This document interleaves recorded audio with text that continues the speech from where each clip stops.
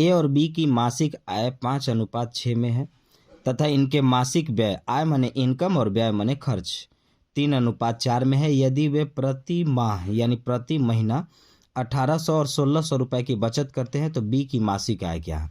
सबसे पहला चीज़ देखिएगा क्या क्या दिया हुआ है। इनकम दिया हुआ है, खर्च दिया हुआ है और बचत दिया हुआ है। तो देखिए अगर मैं 10,000 रुपया कमाता हूँ और 4,000 रुपया मैं बचा लेता हूँ तो मेरा 6,000 रुपया खर्च हुआ।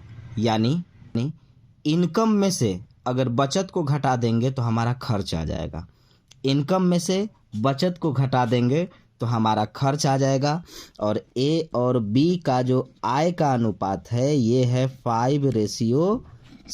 तो इसमें x से आप मल्टीप्लाई कर दें, गुना कर दें, ताकि x का वैल्यू इसमें रखने पर इनका वास्तविक वैल्यू आ सके। तो ए और बी की आय का अनुपात है 5x/6x। आय है इनकम, इनकम में से अगर बचत को घटा दिया जाए तो खर्च आ जाएगा।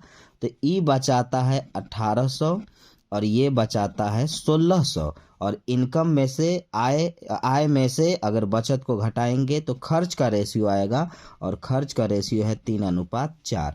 अगर मैं 10,000 कमाता हूँ, 4,000 खर्च करता हूँ तो 6,000 मेरा, अगर मैं 10,000 कमाता हूँ, 4,000 अगर बचत करता हूँ तो 6,000 मेरा खर्च है। यानी इनकम में से बचत को घटाने पर खर्च आया करता है। अब सॉल्व कर दीजिए इसको।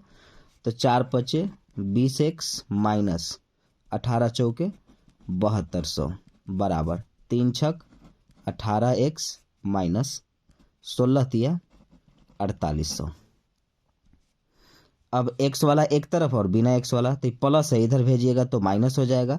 तो 20 में से 18 गया तो आ जाएगा आपका 2x, और ये माइनस है इधर जाएगा तो प्लस हो जाएगा। तो 7200 में से 4800 घटाइएगा, 7200 में से 4800 घटाइएगा तो आएगा आपका 2400।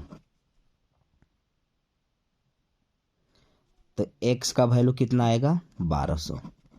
तो अगर x का वैल्यू 1200 आया है तो a का वैल्यू ये है और b का वैल्यू ये है 6x।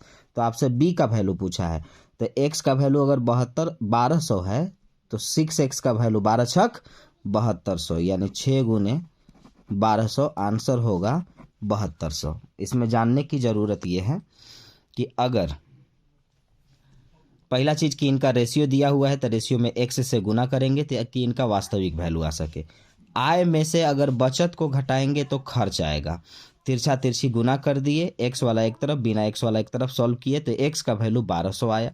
हमसे b का वैल्यू पूछा है तो b का वैल्यू 6x में है। x का वैल्यू यहाँ अगर हम 1200 रखेंगे तो 12×6 7200 b का इनकम आएगा। a का पूछता तो 12×5 60, यानी 6,000 रुपया ये कमाता है।